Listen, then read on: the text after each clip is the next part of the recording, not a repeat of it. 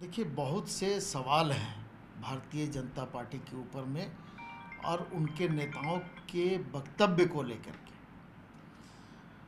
प्रभारी और सह प्रभारी भारतीय जनता पार्टी का इस राज्य में बनाया गया और दोनों प्रभारी के ऊपर में आरोप है, उसकी जांच भी चल रही है। अगर मुझ पे आरोप है और हम दूसरे पे आरोप लगाते हैं तो हम खुद को कटघरे में खड़ा करते हैं। और हेमंत बिस्वा शर्मा का जो बयान बार बार आता है कि बांग्लादेश के घुसपैठिए इस राज्य में प्रवेश कर रहे हैं, तो ये सवाल तो देश के गृह मंत्री से पूछा जाना चाहिए। चूँकि सीमा की सुरक्षा केंद्र सरकार के अधीन आता है और सीमा की सुरक्षा केंद्रीय गृह मंत्रालय के अधीन आता है।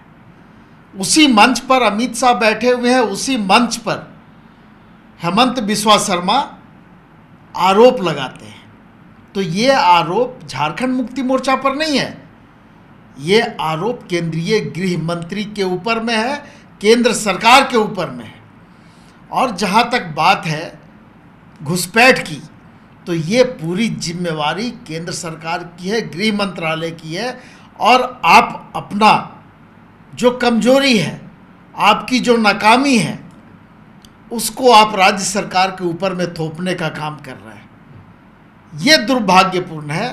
राज्य सरकार स्पष्ट रूप से ये चाहती है कि जो भी लोग इस तरह के अगर हैं तो ये केंद्र सरकार को देखना चाहिए और सीमा की सुरक्षा बढ़ाई जानी चाहिए। लेकिन ये पूरा मामला ठीक चुनाव के पहले उठाया जाना, इससे स्पष्ट हो जाता है कि भारतीय जनता पार्टी हिंदू मुस्लिम के नाम पर इस राज्य में राजनीति करना चाहती है। ठीक लोकसभा चुनाव के पहले पश्चिम बंगाल में आपने देखा होगा संदेश खाली का जो मामला था। आज संदेश खाली भारतीय जनता पार्टी को याद नहीं आ रहा।